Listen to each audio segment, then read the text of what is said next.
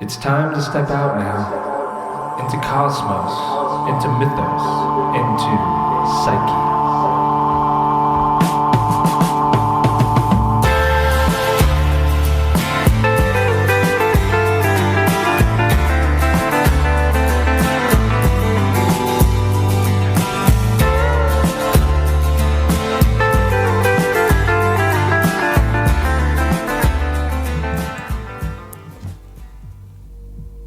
Welcome back, and I suppose if it is your first time to the show, great choice for an initial listen. It's a show about the imagination, plants and planets, Tolkien, and of course, astrology. Becca and I are both astrologers, but the conversation does not stick to that. We do drift into other realms, and I think important ones that greatly influence our astrology, and I think you'll like it. And so welcome. If it is your first time, welcome back again if it is not. I just got off the call with her. So this was recorded today, January 9th, 2020. And there's an eclipse tomorrow, the first eclipse of 2020, the one that closes the dragon hole that began the day after Christmas. And then also there's a big transit this weekend, which I'm sure most of you are aware of, but if you weren't, well, you're about to. It relates to Pluto and Saturn, and Becca and I do talk a lot about it in this show, and I think it'll help to wrangle the chaos, any fear that you might have around it. And at least that's my prayer. I hope that Becca's perspective and mine kind of do something special to your own perspective around it, and that it does mitigate some of the fear and instead gets you really excited to tune into what the ancestors are saying. Like, what is it that we can remember? What is it that we can see as an opportunity within all of this great change? And speaking of great change, I'm about to change my atmosphere, my environment a little bit, in that I'm getting on a plane to Peru in just a couple days, actually the day of the Pluto-Saturn conjunction, and I'm headed for my second Asclepian retreat, this one called The Angels and Ancestors, and we're going to get straight to the heart of this Pluto-Saturn-Jupiter-Ketu series scenario in Capricorn. We're going to get to know their true names through dreaming with them, through doing plant work with them. It's going to be incredible. And the next one, there's a conversation happening. It's not guaranteed, but it is a possibility of doing one in France, maybe this summer. And so if you're interested, make sure you subscribe to my website or on social. That's where I make all of my announcements about where things happen or what is going on. And yeah, so I'm off to Peru. I'm going to be gone most of the month, so you're not going to hear from me until the end of the month. And I will be sharing quite a zinger of a podcast with my dear friend Adam Tetlow, and we talk about cosmic geometry. He's got to be one of the smartest people I know next to Becca. And we recorded it here at my home in Dartmoor. And so I'm excited to share that with you, but it won't be till the end of the month. And I'll probably be doing a solo show in the jungle as well, with an anaconda wrapped around me, maybe a jaguar purring at my feet. We'll see.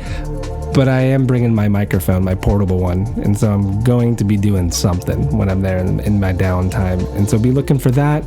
And if you do want access to my solo shows, my patron-only podcast, like if you're always itching for another show, just go over to patreon.com/AdamSummer, and just for $1, you get access to all of them. I think there's over 30 at this point, and you also get put into the Lunar Raffle every month, where you can win a free reading with me. It's the greatest way of supporting the show. If you listen to every one of these that I put out, the least that you can do is just support with $1, and then you get all these other podcasts to listen to. So patreon.com/AdamSummer.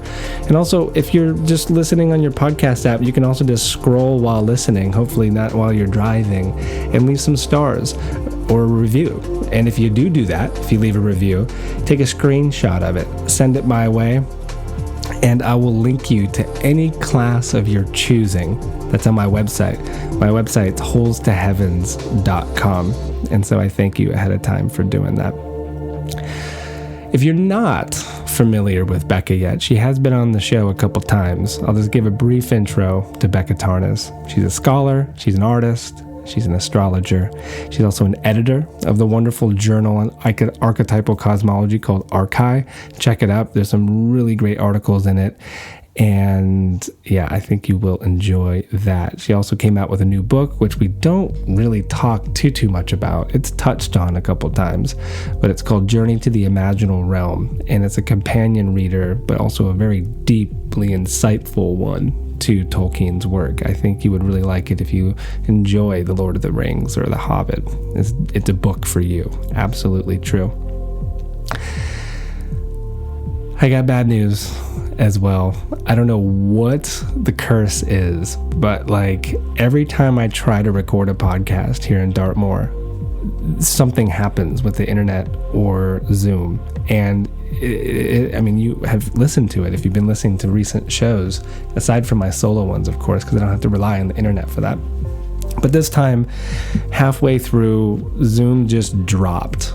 And it took a while for me to get back on. When I get back on, I have no idea that my microphone isn't hooked up. So the first 30 minutes, we both sound great. Second 30 minutes of the conversation, she sounds great, but I'm just talking into my computer. You can still hear me, but like for me, being sensitive to sound, oh, what a bummer. Like, I don't know. I'm going to share it with you. I did my best to touch it up.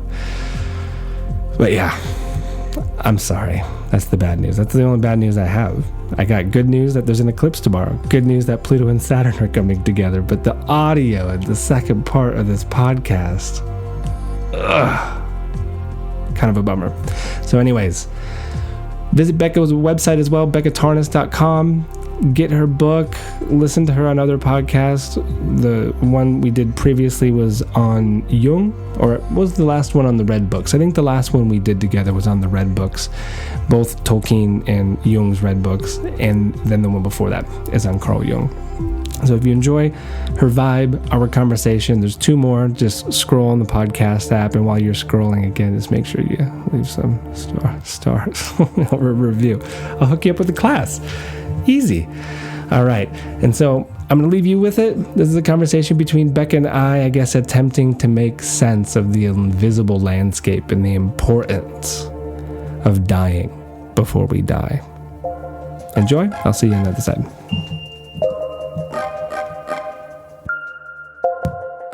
Becca, welcome back to the podcast.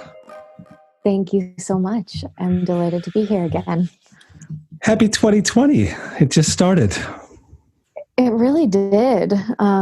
There's something that feels really natural about it. Every time I write out 2020, it feels good in my handwriting. It's round. It feels whole, kind of. Yeah, it feels like coming back to something at the same time as moving forward into something. It's hard to explain. Do you have the fear that so many seem to have around it? Well, is it the fear of it being 2020? Is it the fear of the astrological configurations that we have in the sky right now, particularly this Saturn-Pluto conjunction? Is it the state of the world? More that, the latter. More that. I definitely feel that fear at different points, and I'm in conversation with a lot of people about that fear. So that is a topic that's been on my mind a lot, of what is our relationship to fear? What does fear do to us? Can fear be, when fear is paralyzing, when it makes us feel powerless, then it can be extremely detrimental. When it can inspire us to take action or to move forward in a healthy way, then I think there's some gift to it. But I don't think dwelling in fear is necessarily the best approach. So, of course, I'm in no way immune to the fear of this time, and it's not constant. Maybe because I am talking with people so often about that feeling. Yeah, I understand. It's the mind killer, that fear is. And how about you? No. I mean, I'll be completely honest. I don't well, of course I have a relationship to fear, but when it comes to astrology and really just a lot of themes in life, like it doesn't catch me. Like I don't know, I guess I've had experiences that have given enough context in my life of the eternal nature of the soul and near-death experiences and stuff like that to just trust in the great unfolding of all of this. And it will be a topic we get to talk about today, like enchantment and the imaginal realm and stuff. I just think that when you have an experience or a few of that, it does something to worry. It really softens worry, and knowing that everything is okay, everything is on time, everything is unfolding perfectly. And the fact that we get to see it with astrology unfolding, like a Pluto-Saturn conjunction. I mean, my God, I was born on the last one. It's like I have that in my chart. And so it hasn't happened since the early 80s. And so, yeah, it's a big deal. And we're seeing it manifest in the big world. We're seeing it manifest in our worlds. But I also see what it's doing, like in a deeper sense. It's purifying. And I like that. I like purification. I've really been turning toward the people who are born with Saturn, Pluto, and the people I'm closest with in my life born with Saturn, Pluto, mostly are the ones in your generation, the Saturn Pluto conjunction or the previous square, and really looking to how individuals with that in their chart live it day to day and taking heed from that and really looking toward all of you as role models for how to meet the needs of this time. What have you noticed? I would love to hear some words from the outside looking in. Well, there's a fortitude and a strength that I have noticed in those who carry that aspect, and a deep grounding in kind of a pragmatic reality principle of facing what's going on in a very clear-headed or even clear-hearted way. There was a phrase that Lisa Shyam actually said. Yesterday, I participated on a Saturn-Pluto panel, and she used the phrase steely tenacity for Saturn. And that's definitely something I have noticed that individuals born with Saturn, Pluto in their natal charts often carry, is this kind of steely tenacity and strength when facing life's difficulties without getting consumed by it, swallowed by it. Really exactly what you were speaking to a moment ago, that life has given you the experiences that allow you to trust that the initiation will complete, that the rite of passage will be moved through, that rebirth does follow death. And I find that really admirable. So a lot of my different role models in various areas, living and dead, have that Saturn-Pluto signature in their natal charts. So a chapter in Mordor, these people seem to have. They've been there and they've returned. Some haven't. It seems like it. Yeah.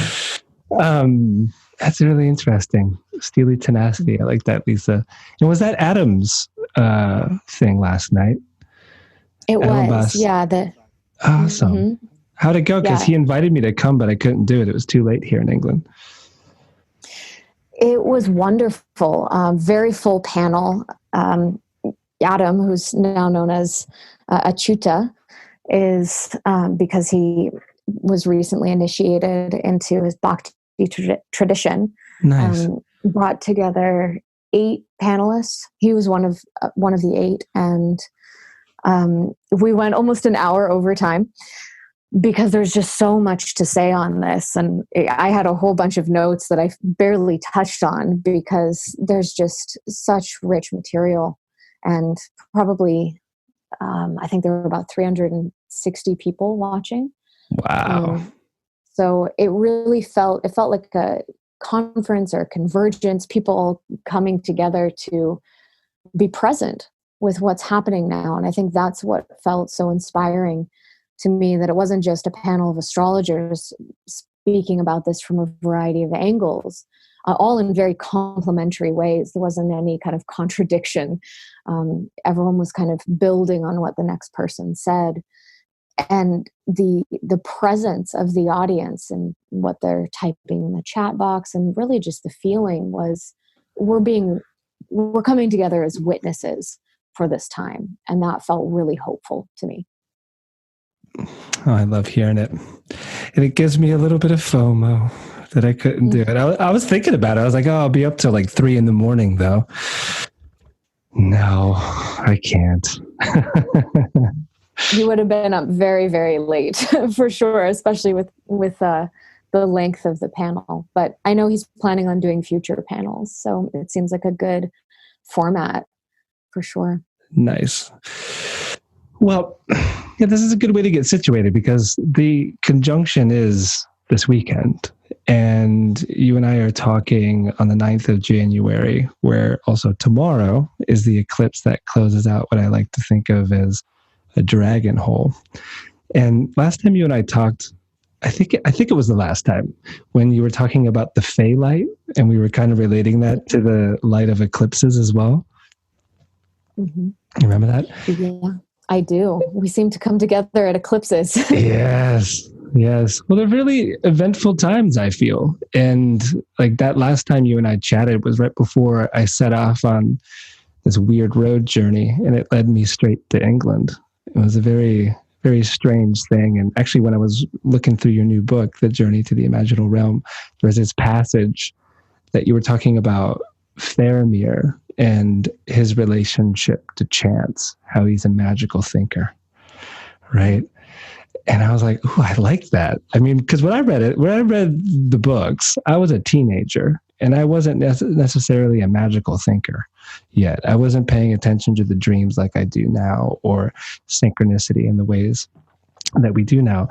And so, like reading your interpretations of a lot of what's going on in that world it's quite rich, and I think that happens during eclipse time.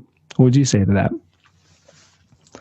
Definitely, it feels like a much more potent, I like the word you use, portal too, because when we enter into when there's an eclipse, there's not just one, it's an eclipse season. And so there are these times between the eclipses that we're in right now. We're just completing that. And I've especially been feeling it this time, these last couple weeks, from the solar eclipse that took place on December 25th, coming up through tomorrow. And I think that the convergence of these eclipses with the Saturn-Pluto conjunction, how much is in Capricorn right now? My goodness, with Jupiter and the Sun and Mercury all in there.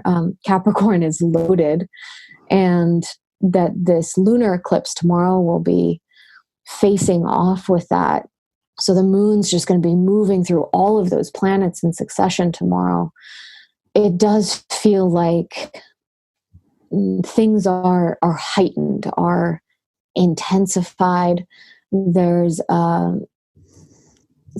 even with mundane things, and I'm realizing using the word mundane in the context of astrology isn't, I actually mean it more in the sense of like normal things, day-to-day things. There's a sense of them being just a little larger than normal or larger than life, but it's still grounded in the day-to-day. I feel like I'm talking around something that I can't put my finger on exactly. It's simply a heightening, an expansion, a deepening, a broadening, and an intensifying that is touching on everything. Maybe just a feeling that what happens now matters. Yeah, I agree to that one. It does matter. And let's say this for everyone listening that may not even be that familiar with astrology, that what we've been talking about for the past 15 minutes or so is this Pluto-Saturn conjunction. in Capricorn, and it only happens every 36 years, and it hasn't happened in Capricorn since when? 1500s? Maybe you learned that last 15, night. 17, 18. Yeah, we were talking about that one. It's one of the most prominent events that I can think of that occurred around then was the start of the Protestant Reformation, when Martin Luther posts the 95 Theses, bringing the charges of corruption against the Catholic Church, and that began the huge schism that so many wars were fought after that, many of which lining up exactly with Saturn-Pluto cycles, like the 30 Years' War 1 century later. So that's the last time I was in Capricorn, was 1517, 1518, and Martin Luther's 95 Theses. Mm-hmm. That is it. And I've been thinking about that one a lot. There's a couple areas of life that I pay a lot of attention to, of course, astrology being one of them, plants being another, which we'll get into, and also the blockchain space, crypto and stuff like this. And there was this amazing article that was released a few months ago called, I think they call it the blockchain reformation. And they were, without knowing any astrology, comparing that time to this time, and the thread that binds them is the lack of need for a third party or an intermediary between us and what that article was about was our money and value, but like in the Protestant Reformation, between us and God. And I think the plants say something about that too, where it's like, no, like you don't need someone else to contact the spirit world, or in this case, the imaginal realm. You just need to know that you have an imagination and to know how to connect to it and to have, an ecstasis type of experience. And then things change. And I really do think that this Pluto-Saturn moment for all of us, whether you have cardinal planets or planets in Capricorn or not, it's still happening somewhere for you. And like there's something cracking, right? It's purifying what is toxic inside of us, what is blocking us from this connection. And I can see it in my own life because it's in my fifth house, in all the ways that I've been held back in expressing myself. It's been building over the years, but like even the name change of my podcast and just getting more and more clear about like, what am I doing here? Because I'm definitely not doing traditional astrology. I'm not doing modern astrology. What am I doing? Like I'm using astrology to do something. And like it's like, what's that thing that you want to talk about, right? You were talking about that before. It's like that there's something that's like itching in the back of your mind. And for me, like that's breaking through. Like it's starting to come clear that it's like a mythopoesis, and it's about being dreamt, kind of. Like there's something that is just, I don't know, like my hands are moving or my mouth is moving through it. And my point is all of us are getting worked by this. And I want to add this and see what you think about it. Because, like you mentioned, so much is involved. It's not just Pluto and Saturn. It's the South Node, it's Ceres, it's Jupiter, it's Mercury, Cazimi on Saturday. There's so much involved. And I've been speaking of it as the boneyard. And a lot of this has to do with K2 or the South Node, because it is kind of a portal to the spirit world or the ancestors. And this is a gift from just clients. So many people talking about the ancestors, so many people like visiting their lineage in places, so many people remembering something. And I think that there's also that's happening. Like as things break down out there and in here, there's kind of this great remembering that's occurring. And I think it's really important to own that and to listen, like to tune our ear and to listen to what our ancestors are trying to help us remember. What do you think about that one? I'm just really taken with everything that you were saying and the connections being drawn between the Protestant Reformation and that direct connection to God, and our current moment with a direct connection to the spirit world and direct connection through the imagination. It's a democratization of access. I mean, in many ways, to zoom out historically even more, what happened with the Protestant Reformation, and maybe what we're experiencing now too, is an echo of the great axial era that happened around 600 BCE. And that was in multiple centers around the world, virtually simultaneously, a stepping forward of individuals in relationship to the divine. So in the Hebrew world, it's the time of the prophets, a few of the prophets. I think it's the time of Ezekiel and Jeremiah and others saying, no, we have a direct relationship to God that doesn't need to be mediated by the king. Or the philosopher in Greece coming forward saying the same thing, that we have a direct connection to the divine, to the realm of sacred ideas.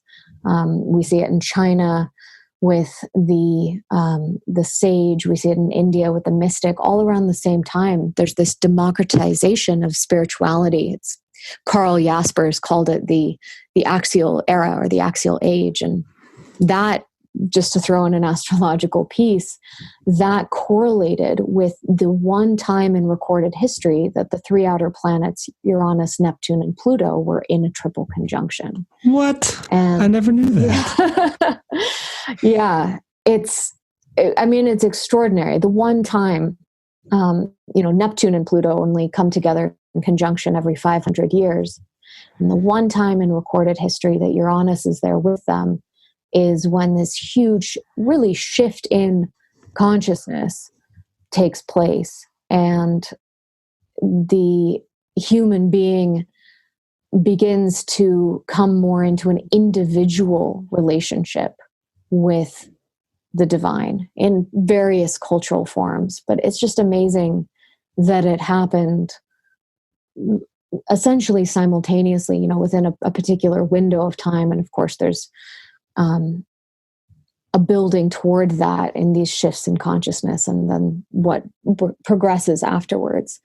And so the Protestant Reformation, it has an echo of that, and what you're speaking to as well, I think also has an echo of that. I'm always hesitant to be, to speak too grandly about the current moment we're in, and yet something either seems to be taking place at that level of a shift in consciousness, or maybe a better way of putting it is it needs to.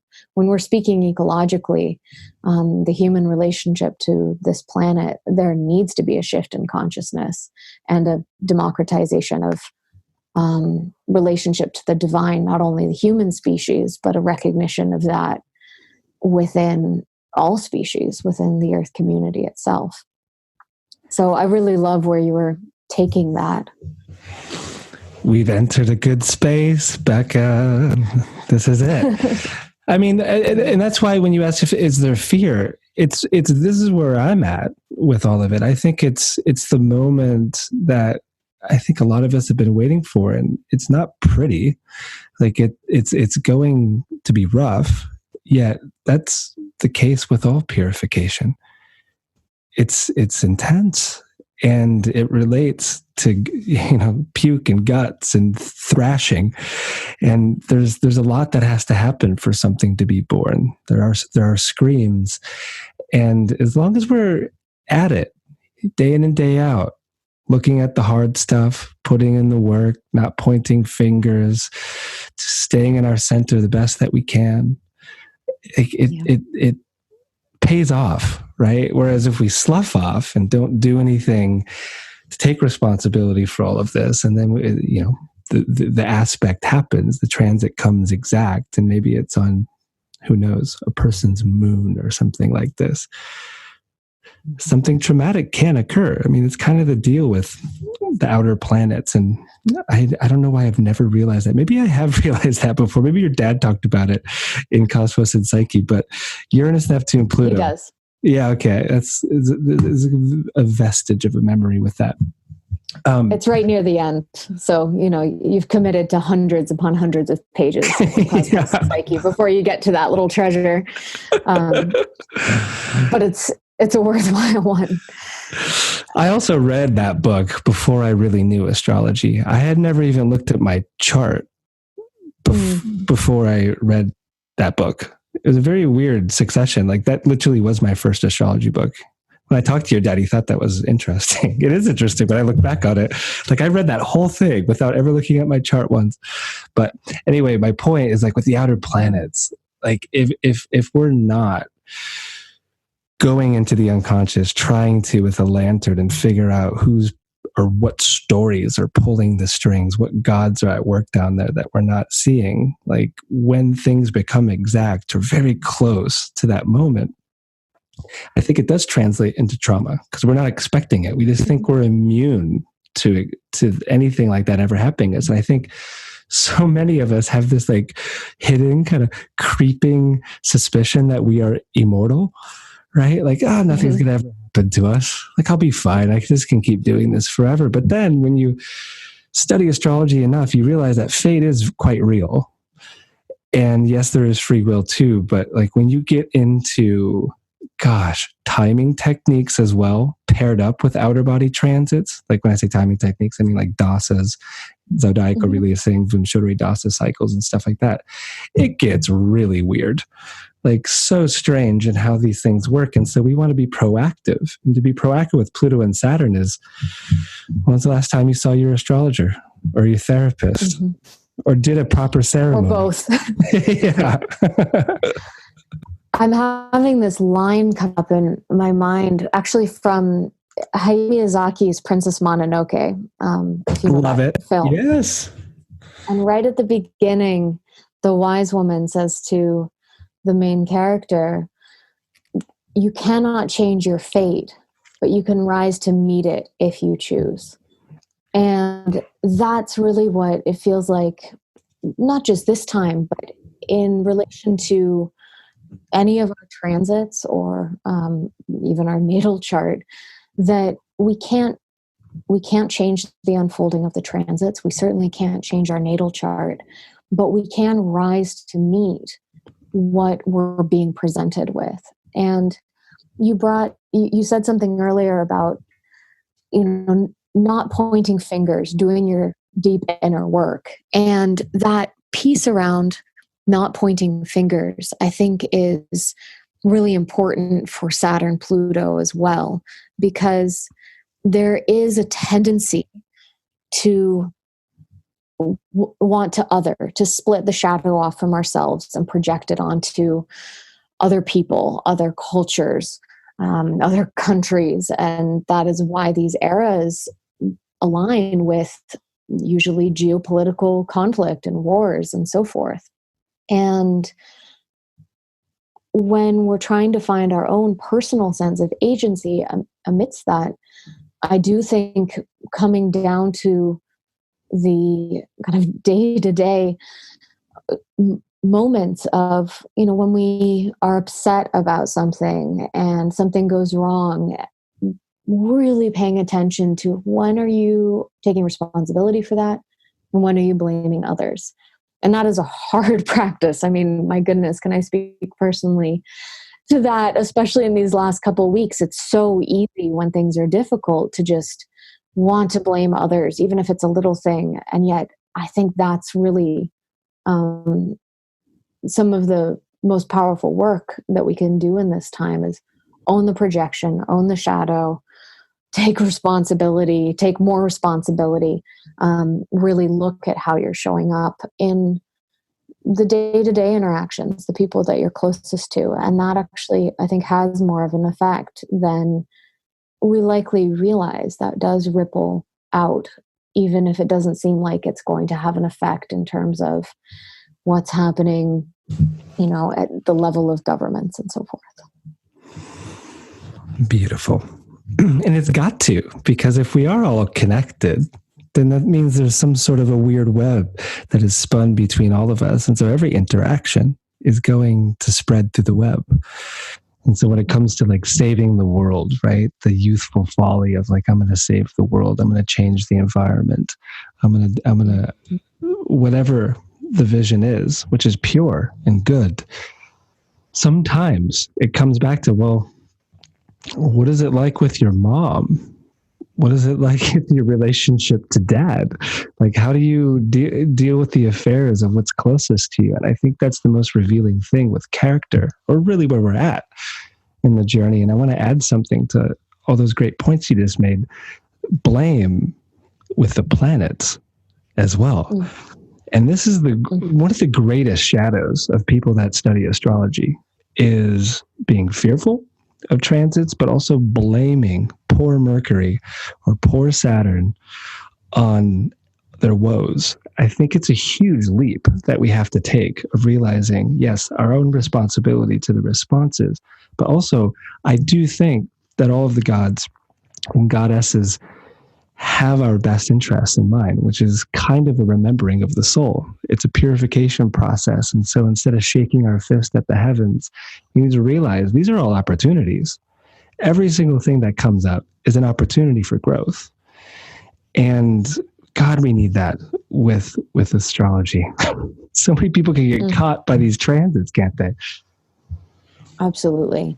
I think that, one of my intentions as an astrologer is how can, whatever the situation is, whatever the transits are, how can we find with the client where the agency is and allow them to leave feeling empowered to live their life, whatever the circumstances, whatever the transit, because there is agency within every single one. Yeah. I want to go deeper into it, but I think I want to stretch my arm a little bit and pull in a theme that we beforehand spoke that we wanted to talk about, which is where we take the E out of planet and we have the plant. And there is something, you and I have never talked about it in our podcast conversations. And I know that you have a relationship to entheogens, and you'll be here in the UK in the springtime talking about it. But I honestly don't really know what you present when you present about this material. And I'm bringing it up now because I think it's appropriate, because the plants as well are incredibly helpful in understanding some of these ideas we've been discussing more clearly. Absolutely. Yeah. So I don't think it's a tangent we're going on. I've tried to pull it in of like, how then can plants, the ones who capture the sun, help us to bring light into all of these equations? Well, bringing in a discussion of entheogens and plants and fungi and even the chemical elixirs that human beings have created out of the inspiration given to us by ergot and psilocybin and so forth. So entheogens can be a really powerful catalyst when it comes to crossing that threshold and engaging with what we could call the imaginal realm, with the spirit world, with the beyond.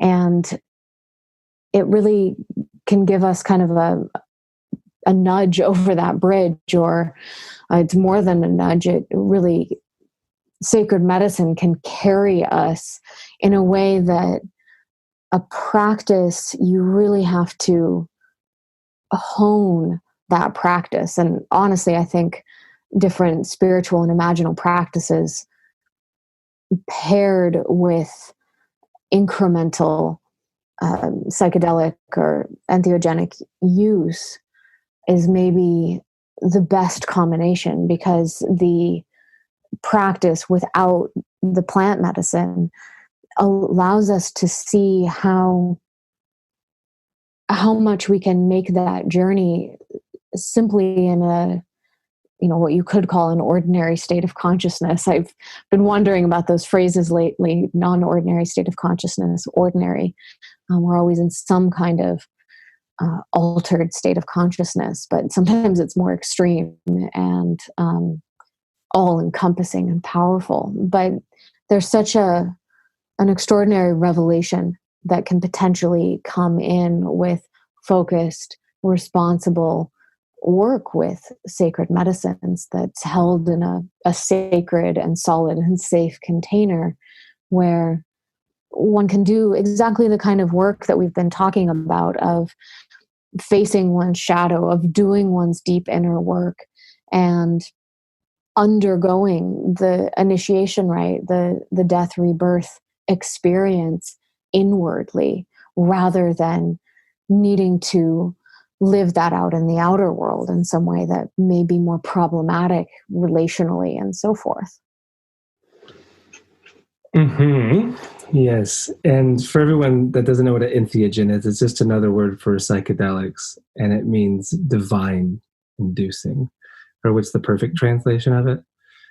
Entheos is divine, right? God. Mm-hmm. And jinn is just kind of the verbiage. It's like experiencing God. Or the manifesting. It's like manifesting the God within is the translation I've often heard. I like that one. Entheogen. Yeah. I do like the word psychedelic too, the history of that word, and that it really speaks to the, first of all, the relationship with the psyche.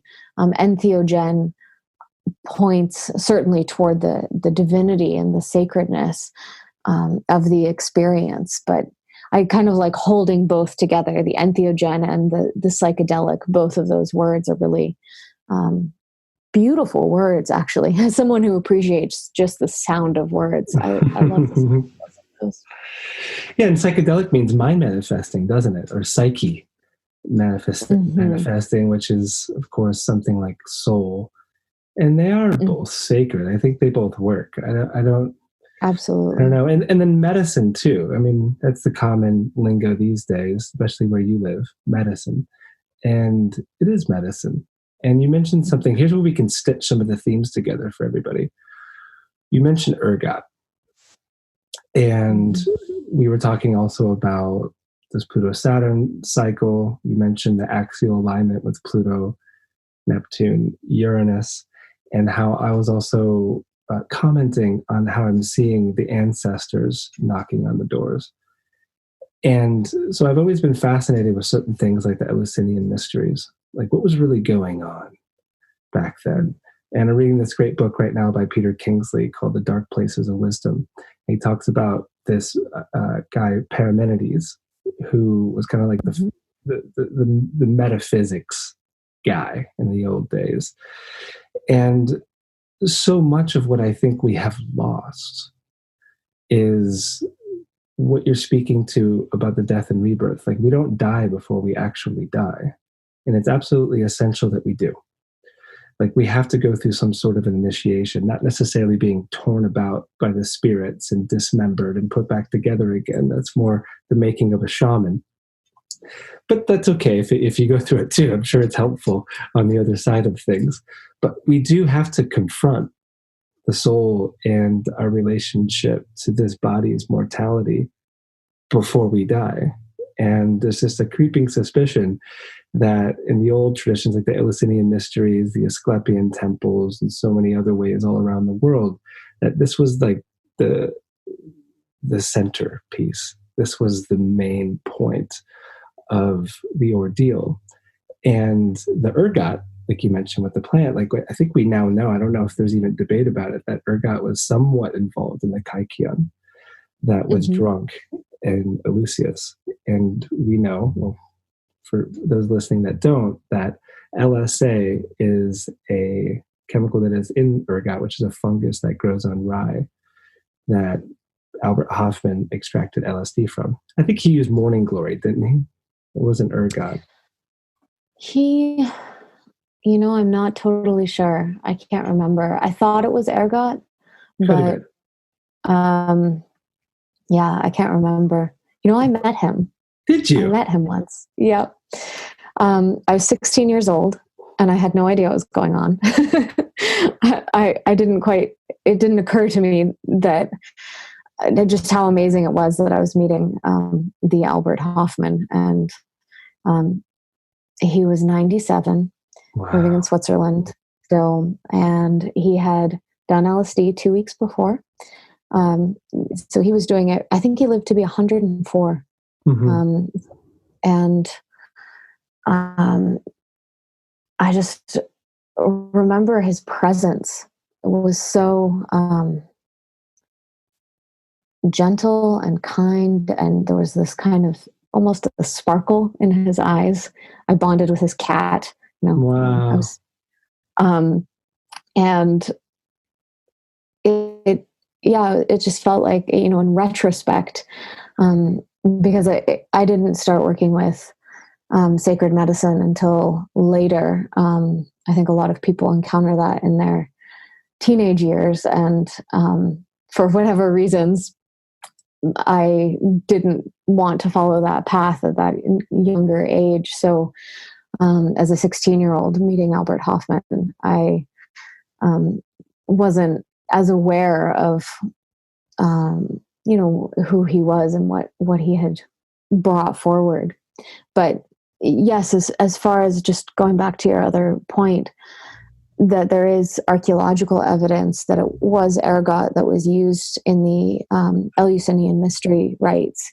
And I think there's residue on some of the vessels that they believe were being used in these rituals. And I completely agree with you. I've thought a lot about what was it like, what was really happening there. Ralph Metzner has written about how, and I think a number of people have written about the connection of the Eleusinian mysteries to the Persephone myth, yep. The descent into Hades, and which is very fitting, of course, for an initiation rite, the descent into hell, and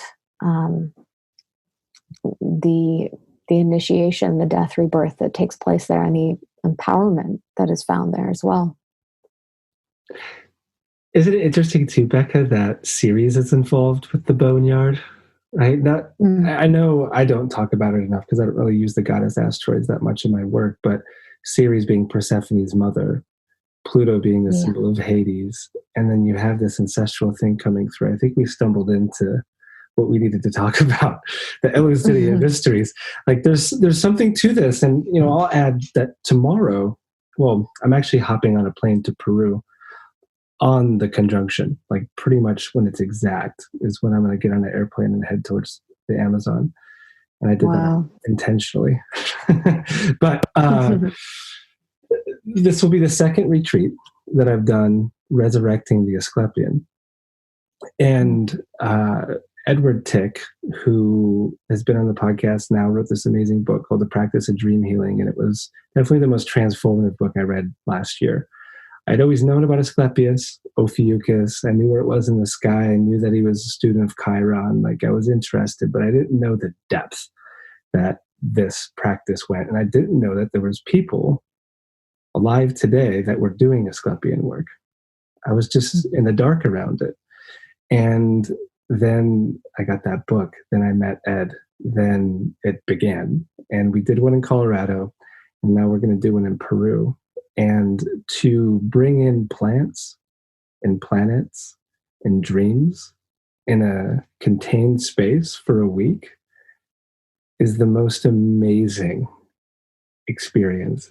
And I think that, like, from what we're talking about, like, we need to die before we die. It's like, that's not what we're doing at my retreats, everyone. Don't get the wrong idea that we're, intentionally killing off parts of ourselves that might be happening as a symptom.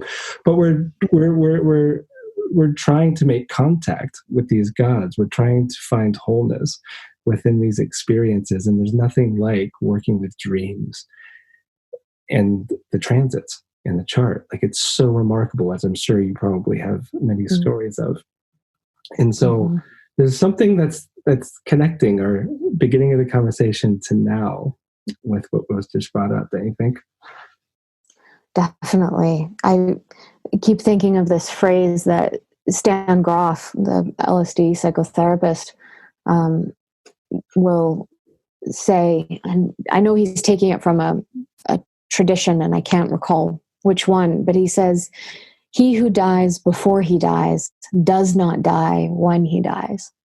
Or change the gender. She who dies before she dies does not die when she dies. And I think that's very much what you're speaking about, and a kind of good way to look at it, that it isn't just a morbid moving toward death. It's a practice. And actually, Plato said philosophy is learning how to die.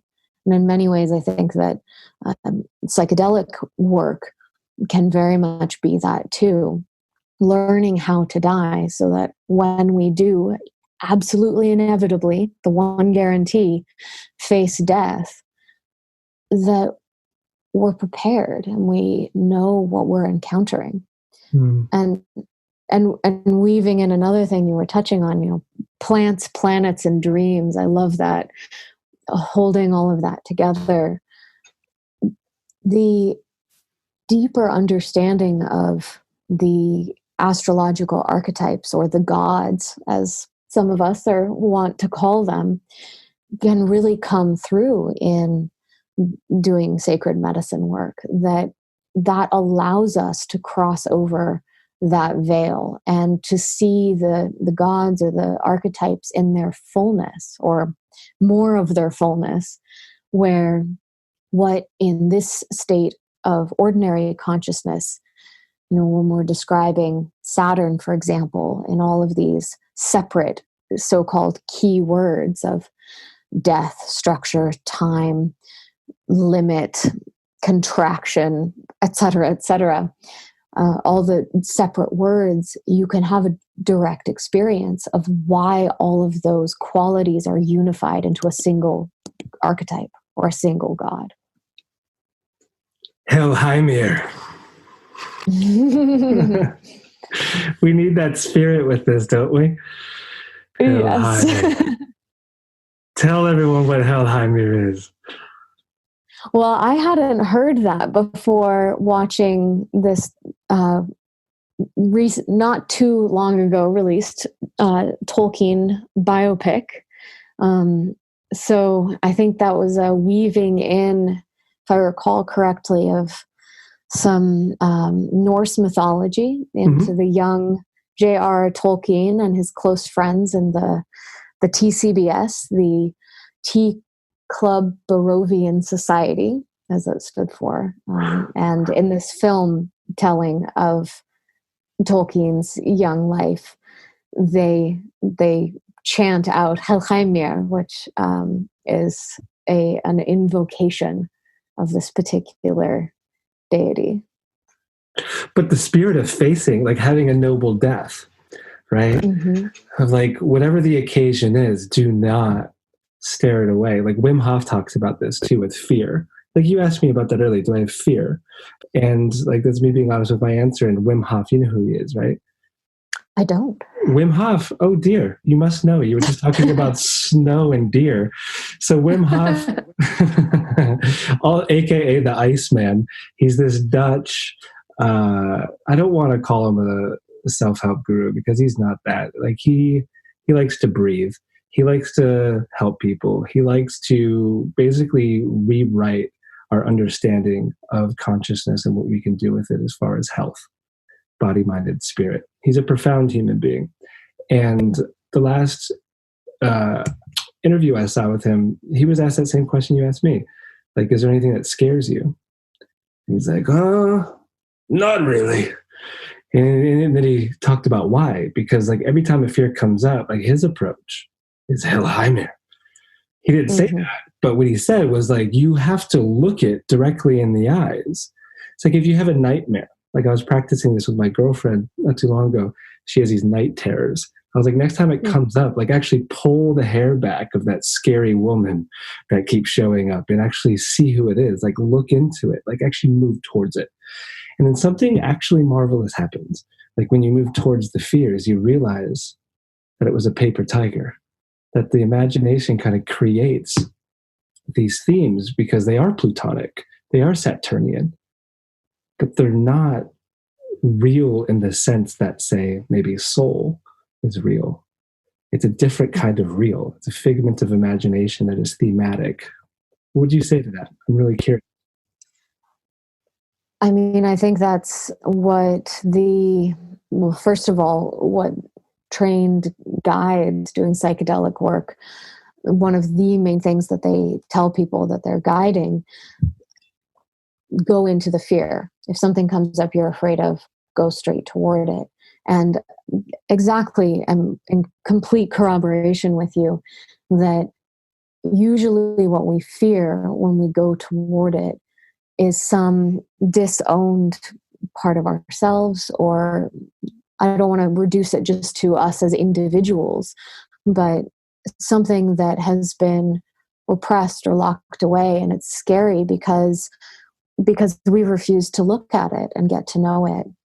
And in coming into relationship with it, we realize that often what we're afraid of is the fear as well of what it is we're encountering. And you can kind of apply that externally as well. You think of so many of the poisonous snakes, for example, or different animals that we might be afraid of, and that they're also afraid of us. And you can kind of apply that psychologically, that there's almost like a mutual fear because we've disowned parts of ourselves. And in coming back into relationship with those parts, you could even think of the fear being mutual. How do the imaginal figures that we've for so long said, you're not real, you don't exist, greet us when we approach them with that attitude of disbelief?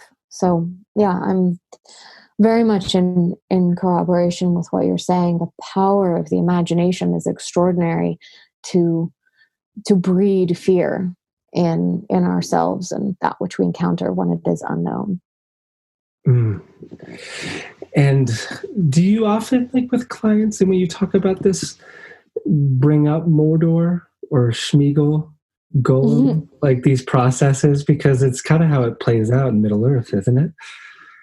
It is how it plays out in Middle Earth. I pretty much never bring my Tolkienian side into my astrological client work unless it's directly asked for.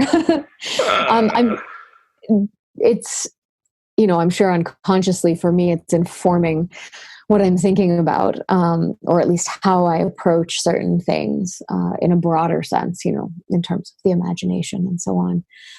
But it's only if someone's already very much engaged with that and interested and knows that that's part of the work that I do, that'll bring it forward. But exactly what you're saying with Gollum and Smeagol, these split off personalities within one body. And if I've been very hesitant to do a kind of straight up Jungian analysis or psychological analysis of Tolkien's work, in large part because that's been done by other scholars who've identified, this part of this character in the Lord of the Rings is, representative of this particular archetype, and it can be fun to do. Like Gandalf is the wise old man archetype, and of course Gollum can be seen as the shadow, both of himself. Gollum is the shadow of Smeagol, but Gollum's also like the shadow to Frodo and to Sam and to Bilbo. Carries a lot of shadow. And they are, of course, these archetypal characters. You have the hero king of Aragorn and so on. But a reason I don't like to do that is because I really do like to approach the characters in The Lord of the Rings or any story as whole psychological beings in themselves, that they're not stand-ins for parts of the psyche, but they are more complex. Like if we say Gandalf is the wise old man archetype, we lose his temper. We lose his quirkiness, sitting there with his pipe, smoking presumably tobacco, but what is pipe tobacco? No, there's too many nuanced references to how it makes him get. Or like just the Absolutely. energy around it. That's not tobacco. That's a Kaikion type thing. I mean, I'm very much in agreement with you, and that's where I wonder what Tolkien himself would say. Tolkien was an avid tobacco smoker, and he called it pipeweed because tobacco, both the plant and the word, come out of the Americas. And something like tobacco would break the inner consistency of reality that is present in the Lord of the Rings.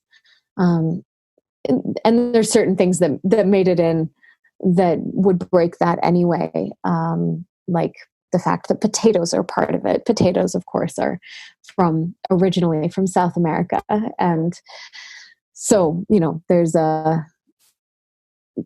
there's definitely not a full consistency in terms of Middle Earth being grounded in a totally Western European landscape. Mm-hmm. This is a different direction talking about plants and imagination, but it's, my most recent rereading of parts of The Lord of the Rings, I was really appreciating the way that the pipeweed is kind of subtly presenced and honored, that both the wizards smoke it, both Gandalf and Saruman, that Aragorn smokes it. Of course, the hobbits definitely do. And something really stood out to me when they're in Moria and they're lost. Gandalf can't remember the way to go. And then he says, everyone's already asleep. And he's like, oh, I know what's wrong with me. It's been far too long since I've had any pipeweed. And the last image you get of him is in the darkness of Moria. Pippin's watching him. And you just see him lighting up that pipe. And he knows where to go after that point. So I very much agree with you. But I have to bring in that Tolkien himself may have wanted it to be tobacco, even if the characters in his story were clear that it probably wasn't. Well, in his time too, especially here in the UK, like he wasn't smoking weed, was he? It was just tobacco. Yeah, so I mean, maybe it's just tobacco. Maybe, yeah. But for us, it seems like something different. It's what we know of Tolkien himself. His stories aside, and the experiences that may have led to the creation of those stories, he was fairly conservative, and probably the most altered in consciousness he would have been by any substance was, enjoying a brew at the pub, and then smoking pipe tobacco. So I'm 99.9% sure that his pipe only ever had tobacco in it. Yeah. Well, I like that we brought that up. Yeah, it's a nice little adage when reading the book too. I remember because I don't know, the last time I read it, I was probably 16. So I was aware of both tobacco and cannabis at that point. And so I started wondering about it then.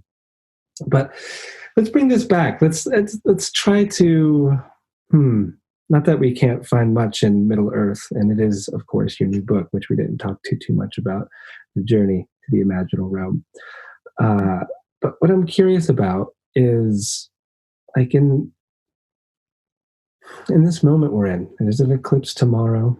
The Pluto-Saturn conjunction is right after it. Like, this is a very important moment in time.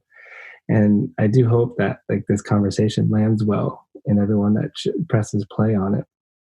But from your perspective, in this seemingly dawnless day that we're in, what is the best bit of advice that you can give to people listening to this about moving forward with Pluto and Saturn, or even the Jupiter-Saturn cycle that will begin at the end of the year? Well, along the line of what we've just been talking about in terms of psychedelics, sacred medicine, both from that perspective and also what we were speaking about earlier too, in terms of seeing your astrologer, seeing your therapist, being able to draw on all the tools that you have available for internal, especially, but inner and external support. So I do think that this really is a time of weaving community and deepening community, and kind of a pulling together in a way that can allow us to be in right relationship with those that we are closest with, and then continue extending that net. And so, just to reiterate some of the points that we have been circling around, doing that deep inner work, not othering, not projecting, or probably a more realistic way of putting it is being mindful of when you do that, and then taking the actions to change that behavior ever so slowly, taking responsibility for when we put the enemy outside of us. And that's really kind of speaking relationally, psychologically, emotionally. Another one that's been coming up for me, and this is a much more practical thing around the Saturn Pluto and the quality of this current era, is plant a garden. Ooh. And there's a lot of different layers to this. The image of the gardener has been coming to me a lot in relation to Saturn Pluto, and thinking about Saturn's ancient connections to agriculture, and the kind of mythological Saturn, the reaper, think of the grim reaper and the scythe. That's an agricultural instrument and one of harvest. And so in terms of this current moment, and besides all that inner psychological work, an external work that I think is really reflective of our current moment, and also would be of some aid to it, would be for individuals to start taking back food sovereignty, and really understanding, even if it's a small garden, even if it's just a small kitchen garden with herbs, maybe a few vegetables and so forth, but something where you're putting in labor, you're putting in work, meeting that Saturnian side, and also, getting into the mess of it in a Plutonic way. Compost is such a great Plutonic image. Oh, it's yeah. rotting, it's messy, it's gross, it smells, and yet it becomes the gold of the earth. And then showing to yourself that you can bring forward new life, and that you can tend it and care for it, and that it can literally feed you. So that's something that is both extremely practical and I think important for this moment. And with the ecological crises unfolding in various forms all around the world, having a relationship with our food, knowing where it comes from, knowing how it is produced, not taking that for granted. These are really base survival things. And there's something so sacred and healthful about cultivating your own garden, no matter how small. Again, maybe it's just a barrel that you keep on your deck, where you grow several herbs and a big tomato plant. And of course, I'm saying this in the heart of winter, in part to plant a seed, because this is the time. It's in the stillness of the winter months here in the Northern Hemisphere, at least, that the planning is done for the seasons of growing ahead. So that's my other piece of advice or recommendation. Wonderful advice, especially from a Taurus ascendant person. Yes. Right? Yeah. No, it's true though. And I think it syncs us up to a different kind of time as well. Like, computer time is a very interesting time to live on. But when you're growing things, it really tunes you in to not just the plant time, but the moon. Very interesting correlations with planting and growing and water intake and all that lovely stuff with the moon. It's a very rich thing. Definitely. Yeah, great suggestion. And most people who, let's say you buy an astrological calendar and it's got the transits each day and the moon phases and so on. A lot of those calendars have planting days suggested on them. And what have we been talking about this whole time? Plants and planets. Timing your gardening work astrologically. It's ritualistic, and it's infusing in this very tangible, earthy plant realm the celestial qualities that are continuing to unfold day to day. I'm inspired. I'm here in Dartmoor. It's farmland here. Mm-hmm. And yeah, I haven't been here long enough to, cultivate that, but it's the most fertile earth. It's so lush and green and verdant here. And I'll take you up. I'm definitely going to grow some things this spring. Absolutely. It's beautiful. Yeah, I will be too. I finally live in a place where I have more land around me, and I'm so excited to be getting my hands back in the soil. Farming changed my life. In my late teens, I worked on a biodynamic farm and would not be the person I am today if I hadn't had that experience. So that's incredible. I agree. Yeah, when I was in Hawaii, I was on permaculture farms.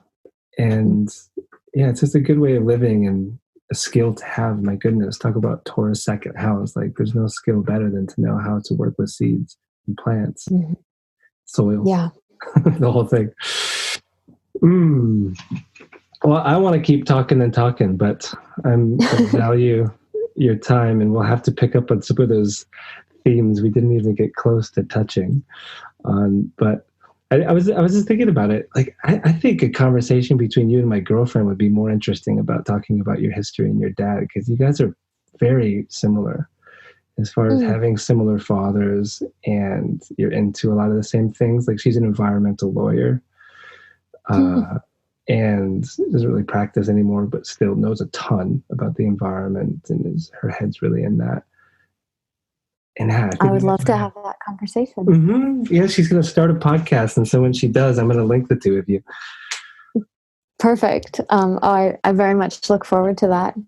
And you mentioned earlier, when we were talking about psychedelics, a conference, so I'll just name it here too, that in April, mid-April of this year in Exeter, I'm going to be facilitating some dialogue. I'm not giving my own presentation, but participating in this conference called the Philosophy of Psychedelics. And maybe I can lure you there too, and lure your girlfriend there as well. We can all see what's unfolding there in the conversations. My husband, Matt Siegel, will be presenting, and a number of other really interesting people from both sides of the pond. Yeah. What are the dates? Because that's the closest city to me for sure. The dates are April 16th through the 19th. So kind of long weekend, Thursday through Sunday. Yeah. And it promises to be a great event. The idea for it came out of a very small conference held last year in Claremont, California, called "Can an Extraordinary Experience Change the World?" Yes. Basically, which meant, can the kinds of experiences we've been talking about here today with entheogens, can that change the world? And the conclusion was, yes. Okay, what do we do next? How do we make that happen? And one of the many, many seeds that was planted in that roundtable conference was beautifully organized. So no formal presentations, but everyone going around and sharing what they had to bring. And this Philosophy of Psychedelics conference is one of the results. Oh my goodness. Incredible. Incredible. And I just want to be clear for everyone listening that we are not saying that any plants are a magic bullet. There's no way of understanding astrology that will become such a thing in your life. We're talking about tools. We're talking about a path to wholeness. Everything is useful if you're called to it, if it's speaking to you. And then, one thing I didn't comment on, but it was just such music to my ears, Becca. over psychologizing. So you were speaking about it with like Gandalf and Aragorn and the characters in Middle Earth, of not wanting to analyze it, but like taking them as they are. I think that is just as important with astrology.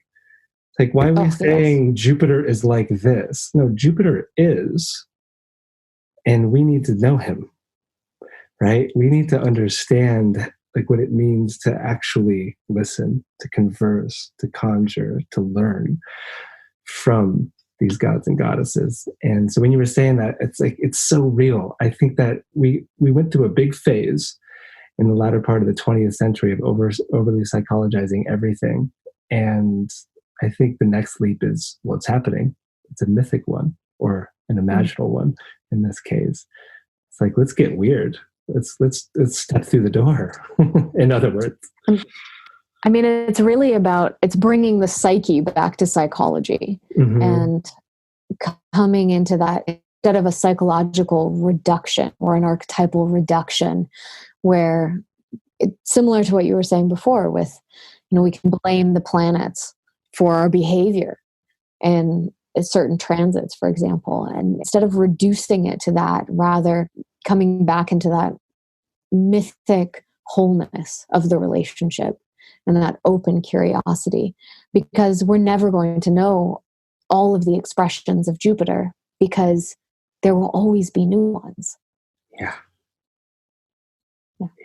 I mean, how could you ever know? How could you ever know all the expressions of Becca or Adam? I mean, I don't think that's possible. And the same with God. It's like, no way. We can't pretend to know. We could say that Jupiter is expansive, but then maybe not as expansive when in Capricorn, yet still we are dealing with something that's infinitely complex. And so I like that approach. Hopefully that inspires someone listening to alter their practice of astrology a little bit. Becca, it's always fun talking to you. It really is. I love how I feel like we kind of just go into this, I don't know, like a swirl of conversational dance or something like that. Where you really never quite know where you're going to waltz into, but we're following some kind of deeply laid pattern. It is a waltz, and I try to keep it circular, like more like just drawing spirals, like always coming back to something. Like if we just have one idea in the beginning, then I'm okay with it as long as it's not completely tangential. But yeah, the conversation is an art form, I think, and you're quite good at it. So thank you for doing it with me. Well, likewise, and thank you for inviting me back to speak on your podcast. It's always a pleasure and really an honor. Well, we'll have to do it again. Maybe everyone will hear you and my lady talk next, though. I think that'd be a fascinating chat. I very much look forward to that. Lovely, Becca. Well, enjoy the snow in the hills of California, and hopefully we'll meet soon in person. Enjoy the beauty of Dartmoor and England. It's one of my favorite places, definitely a soul home. Yeah. So looking forward to being there in a few months. Yes. Hopefully I'll see you then. Bye. All right. Bye-bye. There it was. Becca Tarnas and I, hopefully offering you a glimpse into a few realms your soul has been longing for, and hopefully creating some cool context in the weird light of this dragon hole moving towards the Pluto-Saturn conjunction. I really hope it was like a little hole to heaven, that it was a glimpse again into something that you just needed to hear it like that. Maybe it was something she said and you're like, I've never thought about it like that. So good. So go to beccatarnas.com. Check out her work. It's amazing. She's a great writer. She just released her first book, The Journey to the Imaginal Realm. Highly recommended, especially if you're a Tolkien fan. Well, you have to be a Tolkien fan pretty much to read the book because it's a companion to it. But it's amazing. I loved it. Well, I have it. I haven't read it from front to cover, but I liked what I did read so far. And as Bilbo says, there's only one road, but every path is its tributary. And I think that's true for all the conversations we listen to, all the different faces we wear, all the different takes on astrology and how this stuff works, they're all just tributaries or branches to the great tree. There's really only one mind, one heart, one soul to all of this. And I think that's what's happening with the Boneyard. It's trying to help us to remember. And for me, helping me get over the fact that my microphone went out, like, that was painful to listen to. Hopefully your ears adjusted to it. Hopefully you didn't even notice. Maybe you didn't even notice. That's amazing. But I did, and I'll do better next time. Maybe I should just not do podcasts like this when I'm in Dartmoor. Maybe I should only do solo shows or ones that I get to record in person, because I think that's the sign. I think that's what Mercury is trying to teach me. It's like, stop doing it. Just in person or solo. What are your thoughts? Let me know what your thoughts are about that. I'll respond that way. And so, anyways, if you did enjoy the podcast, just scroll down on your podcast app, leave some stars or a review, take a screenshot, send it to me, and I'll hook you up with any class that's on my website. My website's holdestoheavens.com. And if you don't want to do that, you want to do something more lovely, more supportive, you can go to patreon.com/AdamSummer, and you can choose any of the tiers. The one that's exciting me the most right now, because it's just really coming together in a great way, is the $50 tier, because at that level you get everything. The podcasts, there's 30 plus of them, the monthly parlors, which is like a Q&A, the monthly class, and even a slow release of the apprenticeship recordings, and you can get certified as a professional astrologer at that level too. And so we're doing student parlors at the 50, and it's just great to see people coming together and getting each other's numbers and having astro buddies. Like, it's what I want to see. I like watching people come together. I love watching friendships form. It gives me great joy. That's where I do have great compersion, I suppose, in my life, is seeing that happen. And so anyways, patreon.com/AdamSummer, many different options, but that's the way that you can keep wind in the sails of this podcast. This show is brought to you by Solar Fire, an incredible way of getting closer and closer to this liminal imaginal realm, just by being an existential detective and looking back, or maybe peeking forward, but always looking back, using Time Lord techniques like they have in there, like zodiacal releasing, the Dasa cycles. They're all in there. It's an amazing program, and if you use Soma, you get 15% off of it. So just go to their site, alabe.com, and you can do that. That music in the background is by Hiatus. The song is called Origin Myth, and I hope you like it. They're amazing. Check out Hiatus. I think you would really enjoy a lot of the music. It's kind of been a soundtrack as I work on my computer for a lot of moons, actually. Like, I listen to Hiatus when I'm on the computer often, and so that's them in the background. And lastly, this podcast is also brought to you by 4 Sigmatic. Sometimes we do need mushrooms. We need mycelium to help our imaginations grow, to help us remember. So lion's mane, for example, is an incredible mushroom that has been proven in many captivating studies to improve memory. So if yours is failing, head on over to 4sigmatic.com, peruse, maybe get the mushroom coffee one, and get the experience. And if you use Soma on their site, you will get 10% off any of their products.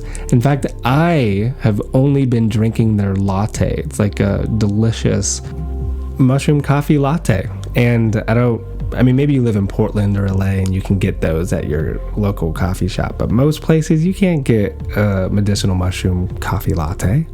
But if you go to 4 Sigmatic, you can. They're amazing. And yeah, so that's all for the news. If you want to set up a reading with me or watch previous classes that I've done, you can go to holdestoheavens.com. And I'm going to leave you with a song now by Laura Marling. Spotify, which, by the way, there is a Spotify playlist for this podcast. You can go to, just type in holdestoheavens.com and it will be there for you. But they do this thing where they show all the most listened to artists of every year, and Laura Marling was one of them for me, alongside Gregory Alan Isaacoff, John Craigie, Apparat, a few others. Those were the main soundtracks, it seems, on the Weird Road. And Laura Marling, oh my goodness, she's so talented. And I had forgotten off of this new project she has, which is called Lump.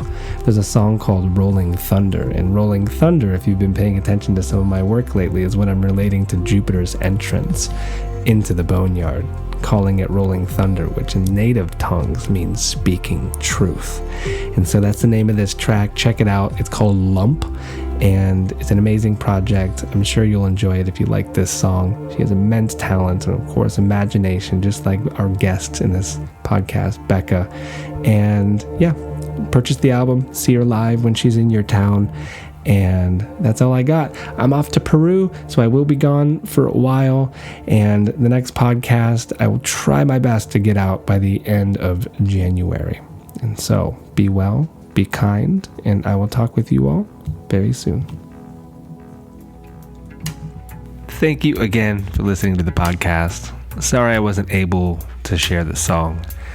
YouTube is a bit more strict than the podcast apps.